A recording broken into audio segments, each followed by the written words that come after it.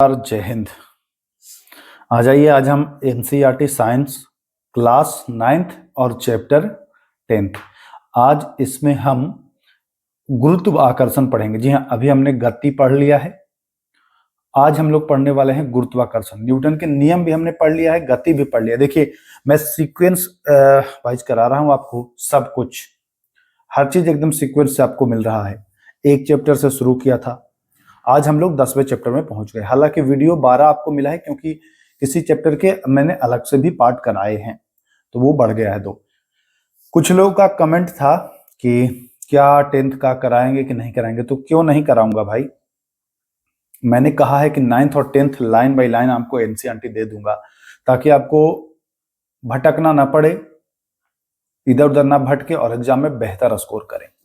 अगर आप कंटिन्यू देख रहे हैं चीजों को और अगर आप पीडीएफ ग्रुप से जुड़े हैं और पीडीएफ प्राप्त कर रहे हैं तो आपको बहुत फायदा होने वाला है। देखिए, पीडीएफ ग्रुप से जब जुड़ने की बात आती है तो बहुत सारे कमेंट्स आ जाते हैं कि मैं जुड़ नहीं पा रहा हूं, क्या प्रोसेस है।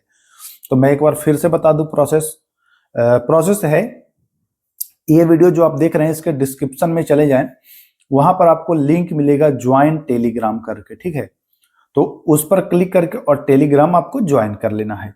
पाठशाला विद केके का अपना टेलीग्राम है, वहां ज्वाइन कर लेंगे। वहां आपको एक क्यूआर कोड दिया गया है, उस क्यूआर कोड पर पेमेंट करना है और उसी के नीचे एक टेलीग्राम आईडी दी गई है। उस आईडी पर जैसे ही आप क्लिक करोगे तो मैसेज का ऑप्शन आएगा, देखिएगा उसमें मैसेज का ऑप्शन आएगा, वहीं आप इस स्क्रीनशॉट को, पेमेंट वाले स्क्रीनशॉट जो पेमेंट करोगे उसका स्क्रीनशॉट सेंड कर देना है। आप पेमेंट पूछ रहे होंगे कि कितना करना है, तो वहां लिखा हुआ है ओनली 99। अब ये 99 के पेमेंट में आपको क्या क्या मिलने वाला है ये भी जरा जान लीजिए। तो इसमें आपको बिहार दरोगा के लिए, चाहे प्रारंभिक परीक्षा 78 पोस्ट वाले की बात करोगे आप, या फिर मेंस जो 1799 का मेंस है, इन दोनों के जितने भी क्लास मेरे द्वारा कराए जाएंगे यूट्यूब पर, सबका पीडीएफ आपको दे दिया जाएगा। साइंस की बात रही तो ये एकदम प्योर एनसीईआरटी, खांटी एनसीईआरटी रहेगा, ताकि आप आसानी से चीजों को रिवीजन कर सके। अब बहुत लोग जब पेमेंट करते हैं तो पेमेंट करके स्क्रीनशॉट के साथ लिख दिया करिए कि आपको मद्य निषेध वाले में जुड़ना है 78 पोस्ट वाले में, या आपको दरोगा मेंस में जुड़ना है। तो कमेंट कर देंगे, उसमें ऐड कर देंगे तो मैं देख लूंगा और उसी में आपको जोड़ा जाएगा। तो चलिए अब हम शुरू करते हैं। आइए क्वेश्चन देखिए, पहला प्रश्न आपका ये रहा। हाँ, कह रहा है, देखिए कथन वाला प्रश्न आपको करना जरूरी है। भले आपको कठिन लग रहा होगा, लेकिन अगर बचोगे इससे, भागोगे इससे, तो अब काम नहीं चलेगा दोस्त। 1799 का प्रारंभिक परीक्षा आपने देख लिया, क्या स्थिति हुई है, कैसे कैसे प्रश्न आए हैं, तो करना अब जरूरी है। आइए नीचे दिए गए कथनों पर विचार करें। कथन एक कह रहा है, जब एक, देखिए ये पत्थर वाला प्रश्न पूछा है मैंने 1799 एग्जाम से पहले भी जब इस क्वेश्चन को कराया था प्रारंभिक परीक्षा वाले क्लास में, तो हालांकि प्रश्न वो दूसरा था, आगे दिखाऊंगा, लेकिन मैंने आपको बार बार कहा था कि ये प्रश्न नोट कर लो, आएगा आएगा आएगा, और हूबहू वो प्रश्न आ गया है, वो प्रश्न आगे रखा गया है, दिखाऊंगा आपको। चलिए नीचे दिए कथनों पर विचार करना है। कथन एक कह रहा है कि जब पत्थर को धागे से बांधकर वृत्ताकार पथ पर घुमाया जाता है, जैसे एक आदमी खड़ा है यहाँ पर, ठीक है, अब एक ये क्या किया कि ये धागा से बांध करके एक पत्थर को ऐसे घुमा रहा है, ये आदमी ऐसे हाथ से पकड़ के पत्थर को ये घुमा रहा है, ठीक है। आप भी बचपन में घुमाए होंगे। तब क्या होगा, घुमाया जाता है तब प्रत्येक बिंदु पर उसकी गति तथा दिशा बदलती रहेगी। देखिए उसकी दिशा तो प्रॉपर आपको दिख ही रहा होगा कि बदलेगी। दिशा आपको कभी इधर है, कभी इधर, इधर, ऐसे ऐसे हमेशा बदलती रहेगी, क्योंकि गोल पथ है ना, तो यहाँ हमेशा बदलेगी। और दिशा बदलेगी तो गति भी जो है वो बदलेगी ही बदलेगी। चाल और गति में अंतर होता है, एक चीज जान लीजिए, चाल में अंतर, गति में अंतर। तो यहाँ पर आप देख रहे हैं कि दिशा भी बदल रही है और गति भी बदल रही है। दूसरा कथन, दिशा में परिवर्तन होता है परंतु वेग या त्वरण में कोई परिवर्तन नहीं होगा। ये बताइए, जब दिशा बदल जाएगी तो भाई त्वरण भी तो बदल जाएगा, वेग भी बदल जाएगा। जाहिर सी बात है कि जब वेग बदल जाएगा तो दिशा बदल रही है तो वेग बदलेगा, और वेग बदलेगा तो त्वरण तो बदल ही जाएगा। तो बिल्कुल सही हो जाएगा, यानी कि पहला सही है, दूसरा जो है वो गलत हो जाएगा। यहां कह रहा है कि कोई परिवर्तन नहीं होगा बल्कि परिवर्तन होगा। तो कथन 1 सही है, कथन 2 गलत है। आइए, किसी पत्थर को धागे से बांधकर अगर गोल गोल घुमाते हो तो वृत्ताकार पथ में क्यों गतिशील रहता है? क्योंकि अभिकेंद्री, जब भी गोल घूमने की बात आए तो अभिकेंद्रीय बल बताना है आपको, तो अभिकेंद्रीय बल आपका ध्यान हो जाएगा सही आंसर। आइए,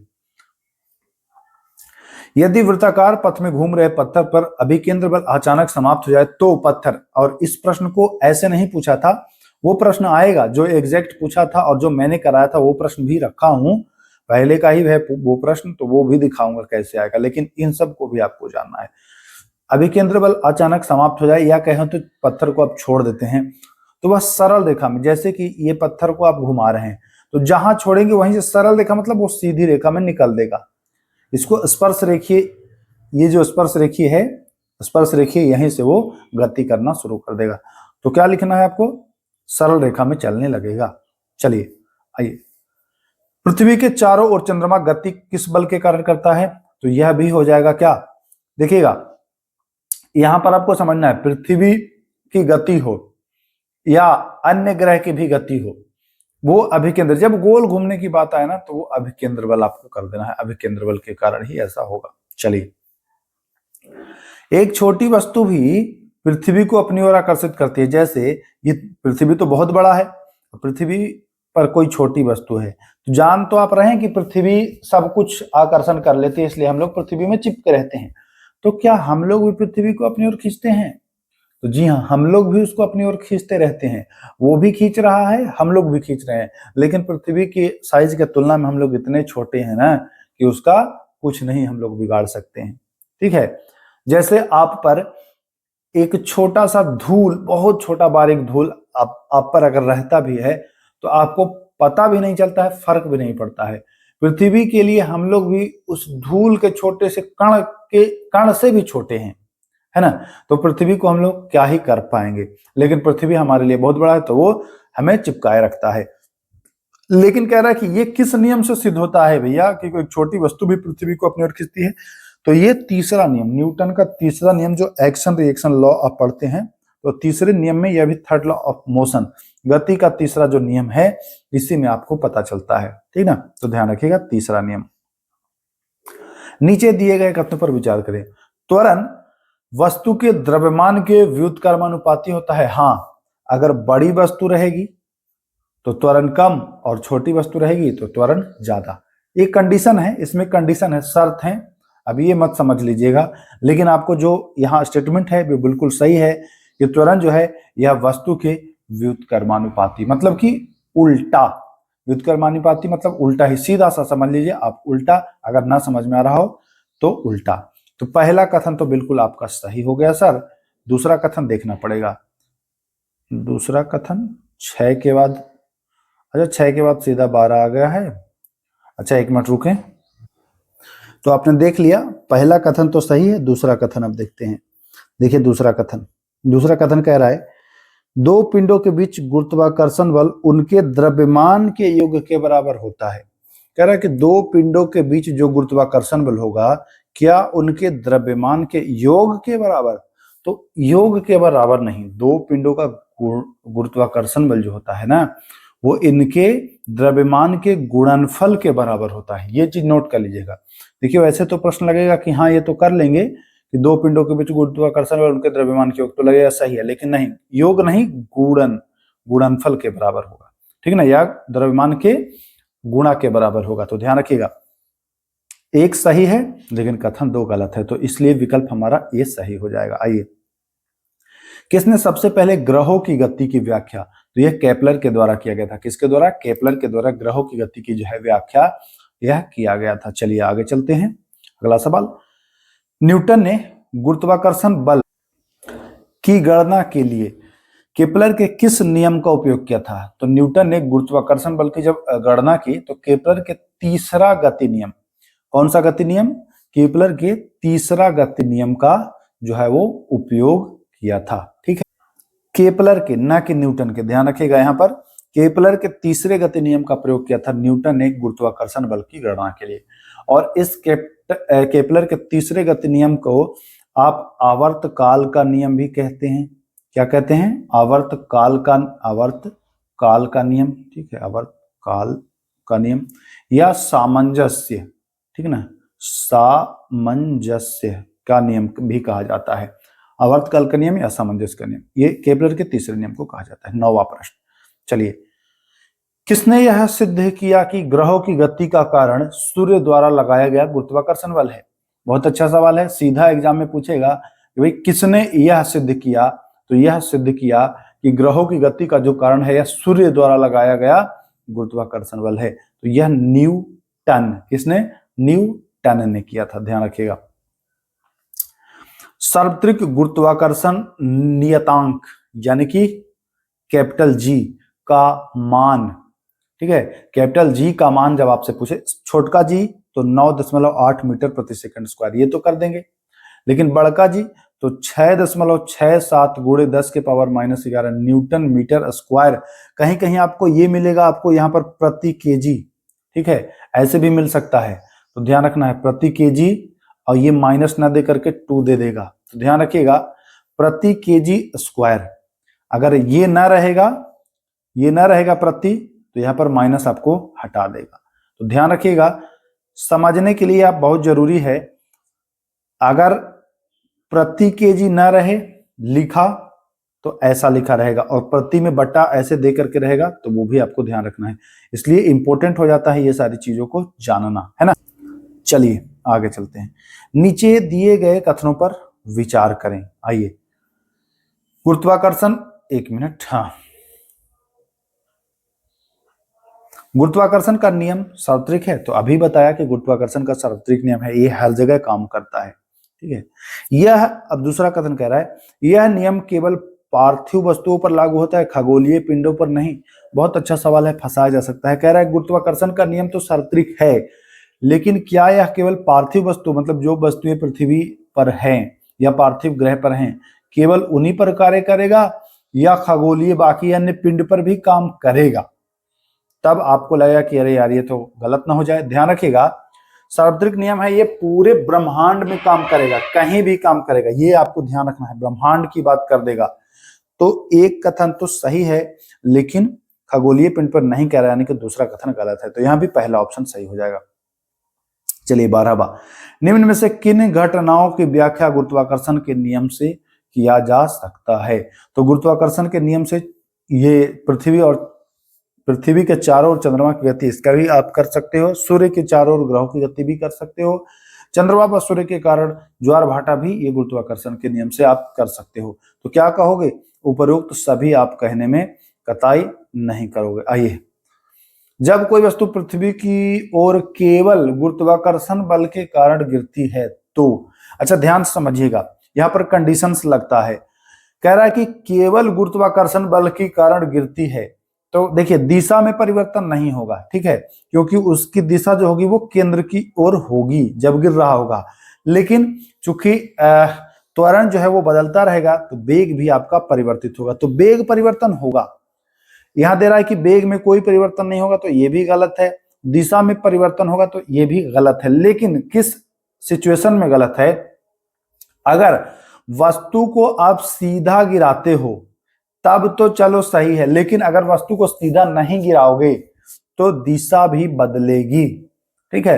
अगर वस्तु को सीधे नहीं गिराया गया, किसी कोण पर गिराया गया, तो वस्तु की दिशा जो है वो भी परिवर्तित होगी। तो यहां पर ध्यान रखिएगा, हम अभी विकल्प बी के साथ जाएंगे। गुरुत्वीय त्वरण यानी कि जी, स्मॉल जी का मान वही है जो किसका है, तो त्वरण का मान जो है वही गुरुत्वीय त्वरण का भी मान है। आइए, पृथ्वी का द्रव्यमान, तो ध्यान रखिएगा 6 गुणे 10 के पावर 24, जी हाँ 6 गुणे 10 के पावर 24 के जी। आइए, पृथ्वी की औसत त्रिज्या तो लगभग 6375 के आसपास है ना, तो मान के चलिए लगभग पूछ रहा है 6400 लगाइए। पृथ्वी के गुरुत्वीय जी का मान 9.8 मीटर प्रति सेकंड स्क्वायर। चलिए, जब किसी इमारत से एक कागज और एक पत्थर को आप गिराते हो, तो देखोगे कि पत्थर पहले पहुंचेगा, जो कागज होगा, कागज हिलते डुलते हिलते डुलते यहां से वहां जाते जाते देर से पहुंचेगा। क्यों ऐसा होता है? ऑप्शन है, कागज पर लगने वाला वायु प्रतिरोध पत्थर से कम होता है। अरे भाई, जब कागज पर कम प्रतिरोध लगता, प्रतिरोध मतलब कि रोक रहा है कम, तो पहले गिर जाता ना, कम लगता, तो कागज पर प्रतिरोध ज्यादा लग जाता है। कागज पर प्रतिरोध क्या लग जाता है? ज्यादा लग जाता है। ध्यान रखिएगा, सीधा आंसर आपको याद रखना है, कागज पर लगने वाला वायु का प्रतिरोध पत्थर से अधिक होता है। तो विकल्प यहां पर बी सही। मुक्त पतन में वस्तु जिस त्वरण का अनुभव करती है वह किस पर निर्भर नहीं करता है। जब मुक्त त्वरण होता है, जहां हवा भी न रोके, उस स्थिति में कह रहा है कि किस पर निर्भर नहीं करता है, मतलब क्या मैटर नहीं करेगा। तो ध्यान रखिएगा, जब द्रव्यमान उसमें कै केजी का है वो मैटर नहीं करेगा। जैसे आप 10 केजी का लोहा का टुकड़ा गिरा दीजिए या 4 केजी का लोहा का टुकड़ा गिरा दीजिए, है ना, द्रव्यमान से कोई फर्क नहीं पड़ेगा। अगर मुक्त पतन है तब, ये भी बात आपको ध्यान रखना है, तो द्रव्यमान का भार नहीं पड़ेगा। गुरुत्वीय त्वरण ऊंचाई स्थान का भार पड़ेगा, द्रव्यमान का नहीं पड़ेगा। दाब किसके बराबर होता है? सीधा आपसे पूछ रहा है, तो बल बटे क्षेत्रफल, बल बटे क्षेत्रफल, बल बटे क्षेत्रफल, ठीक है, तो बल भागा क्षेत्रफल। चलिए, दाब का ऐसा मात्रक, तो कौन नहीं जानता है? पास्कल। कौन नहीं जानता है? पास्कल। आइए, लोहे का बना जहाज पानी में तैरता है, इसका सही कारण क्या है? तो देखिए, एक तो उसकी बनावट है ना, उसकी बनावट ऐसे कटोरी जैसी है कि वो अपने वजन से ज्यादा पानी को विस्थापित कर रहा है, ठीक है। और दूसरा जो है, यह जहाज पर जो है उत्प्लावन बल अधिक लगता है। देखिए, जिसका शक्ति ज्यादा होगा उसका बोलबाला होगा, ठीक से समझिएगा, जिसका शक्ति ज्यादा होगा। अगर जहाज का पावर रहता ज्यादा, पावर का मतलब कि ऐसा ढांचा भी ना रहता और किसी भारी धातु का बना होता, तो जहाज का पावर रहता तो वो भाई डूबता, डूबता मतलब कि अपनी ताकत से दबाता पानी को और चला जाता पानी के अंदर। लेकिन एक तो इसकी बनावट ऐसी है, और अब जो ये विस्थापित कर रहा है जल जितना, वो भैया यहाँ उत्प्लावन बल इससे ज्यादा नीचे पानी लगा दे रहा है, मतलब कि पानी ज्यादा उत्प्लावन बल लगा रहा है। तो ध्यान से समझिएगा, जहाज पर उत्प्लावन बल अधिक लगता है। देखिए, उत्प्लावन बल निर्भर करता है आयतन पर भी, वस्तु के आयतन पर भी निर्भर करता है, ठीक है, लेकिन यहाँ पर बनावट का भी रोल होगा। तो ध्यान रखना है, बनावट का भी रोल होगा। आयतन का मतलब क्या? और एक चीज ध्यान रखिएगा, आयतन नहीं घनत्व मैं बताना चाहता था, आयतन नहीं घनत्व बताना चाहता था। घनत्व का मतलब क्या है भाई? घनत्व का मतलब क्या है कि एक हल्की वस्तु, प्लास्टिक की वस्तु, और एक लोहे की वस्तु, तो जो ज्यादा घना होगा उसका अपना, वो तो ज्यादा फोर्स लगाएगा, तो यानी उत्प्लावन बल कम लगेगा। और जैसे प्लास्टिक की बोतल डाल दीजिए, तो जितना प्लास्टिक ताकत लगाएगा उससे ज्यादा ताकत पानी लगाएगा। तो यहाँ पर प्लास्टिक का बोतल भी आपको तैरते नजर आएगा। तो घनत्व कह रहा था, आयतन अगर सुन लिया है तो उसको ध्यान रखिएगा। घनत्व, आयतन भी कहीं कहीं मायने कर सकता है, लेकिन कंडीशन होता है उसके लिए। यहाँ पर फिलहाल आपको ध्यान रखना है कि जहाज पर उत्प्लावन बल जो है वो अधिक लगता है। लकड़ी पानी में तैरती है जबकि पत्थर डूब जाता है। वही चीज मैं बताना चाहता था कि लकड़ी पानी में तैरती है और पत्थर डूब जाता है, तो यहाँ घनत्व में अंतर होगा। मैं बताया ना कि घनत्व का मामला है बाबू भैया, घनत्व का। आइए, कोई वस्तु पानी में तैरती है, इसका मुख्य कारण क्या है? तो घनत्व अगर विकल्प में रहे तो घनत्व तो होगा ही, अगर घनत्व ना हो विकल्प में तो वस्तु पर उत्प्लावन बल गुरुत्व बल से अधिक हो या बराबर हो। उत्प्लावन बल द्रव के द्वारा लगाया जाता है, ठीक है, उत्प्लावन बल द्रव के द्वारा लगाया जाता है, जिस द्रव में कोई वस्तु है उस द्रव के द्वारा लगाया जाता है। तो ध्यान रखिएगा, उत्प्लावन बल किस पर निर्भर करता है? उत्प्लावन बल किस पर निर्भर करता है? तो सीधा बताएंगे भैया, पहले तो द्रव, देखिए द्रव के घनत्व पर, मैं बताया ना कि वस्तु के आयतन पर भी, लेकिन कंडीशन होता है, आयतन पर भी निर्भर करता है और गुरुत्वीय त्वरण पर भी निर्भर करता है, तीनों पर निर्भर करता है, यानी कि सभी हो जाएगा। उत्प्लावन बल ये तीनों पर निर्भर करता है, द्रव के घनत्व पर भी, वस्तु के आयतन पर भी और गुरुत्वीय त्वरण पर भी निर्भर करता है। इस बात को ध्यान रखिएगा, अगर यहाँ पर लग रहा होगा डाउट तो क्लियर कर लीजिए। चलिए आगे चलते हैं, यहाँ सभी आंसर हो जाएगा। घनत्व, आयतन और त्वरण। चलिए, आर्किमिडीज का सिद्धांत, तो ये उत्प्लावन बल तैरने के नियम से संबंधित है, तो ध्यान रखिएगा। किसी द्रव में डूबी वस्तु पर लगने वाला उत्प्लावन बल किसके बराबर होता है? उत्प्लावन बल विस्थापित द्रव के भार, जितना द्रव वो विस्थापित करेगा उसी के बराबर उत्प्लावन बल होगा। किसी वस्तु का घनत्व द्रव के घनत्व से कम हो, तो वह देखिए वस्तु है, अगर ज्यादा घना है पानी से तो जो ज्यादा है वो भैया वो अपना पावर दिखाएगा। तो अगर वस्तु का घनत्व द्रव से कम है, यहाँ कम है ना, तो कम घनत्व है तो छहलाएगा यानी तैरेगा, ज्यादा घनत्व रहता तो डूब जाता। द्रव का दाब किस दिशा में कार्य करता है? तो द्रव का जो दाब है, एक डिब्बे में आप द्रव रखिए तो पास्कल का जो ब्रेक हाइड्रोलिक होता है ये कहता है कि आप एक जगह प्रेशर लगाइएगा तो हर जगह उतना ही प्रेशर आएगा, तो ये सब दिशा में कार्य कर रहा है ना। तो द्रव का दाब सभी दिशा में आपका कार्य करता हुआ नजर आ रहा है।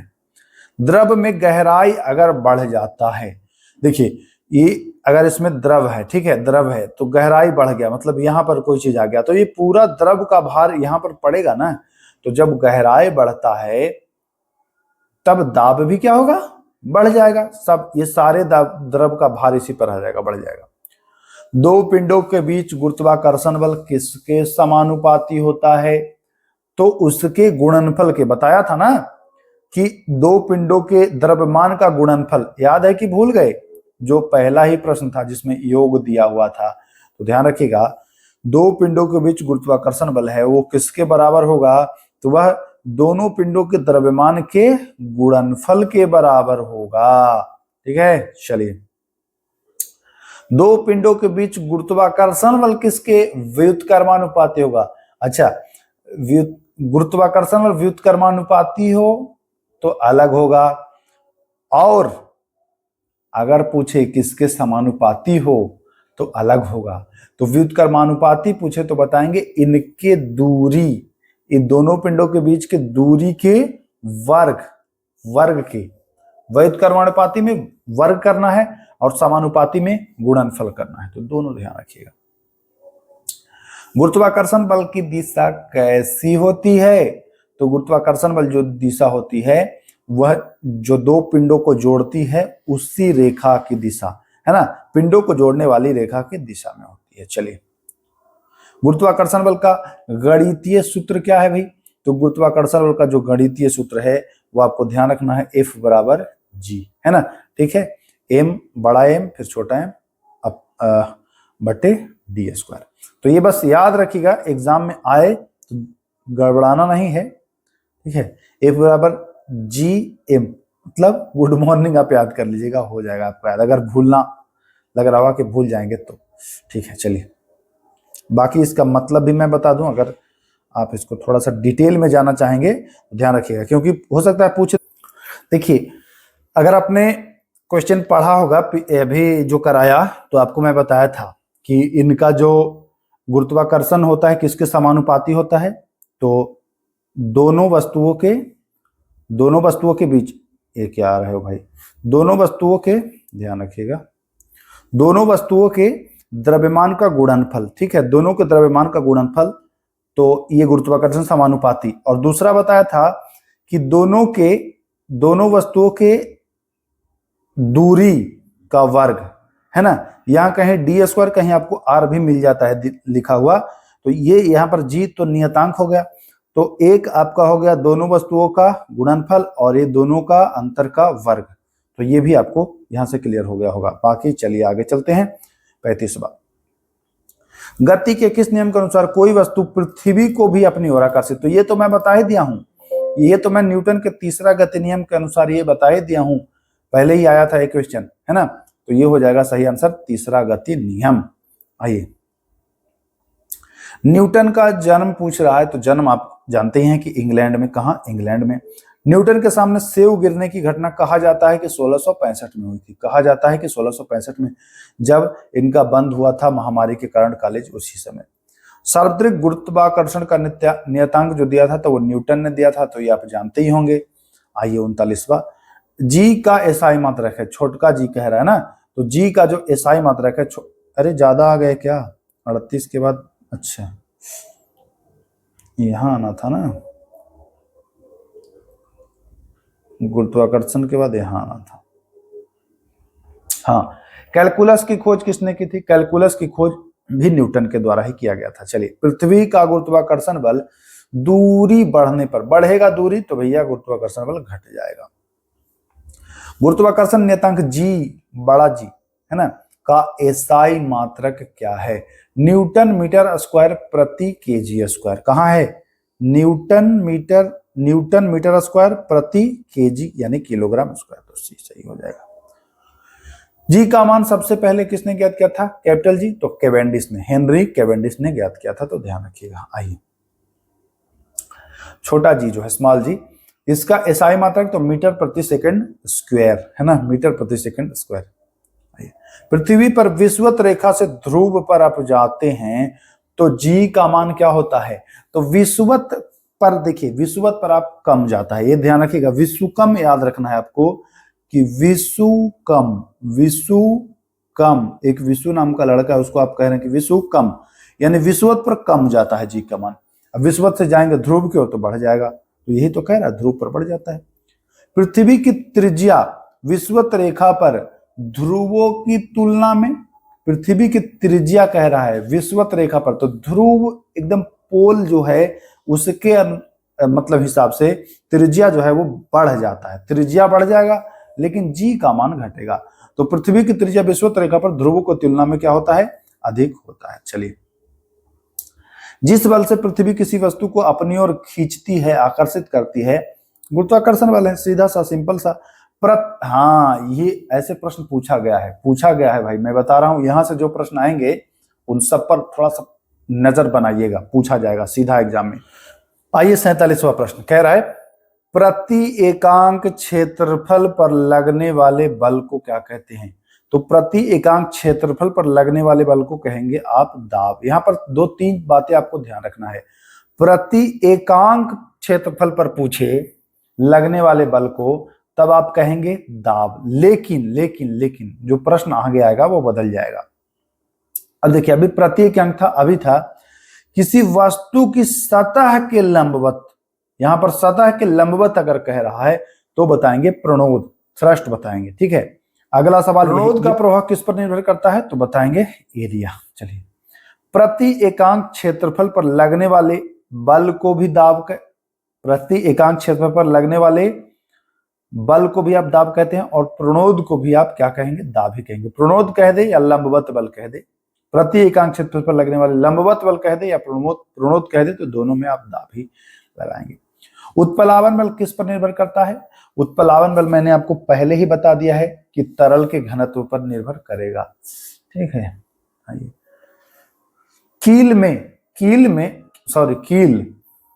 कील पानी में डूब जाती है लेकिन जहाज तैरता है। मैं बता दिया हूं कि भाई, एक तो इसकी बनावट है ना, एक तो इस जहाज की बनावट होती है, और दूसरा जहाज पर जो उत्प्लावन बल है वो अधिक लगता है।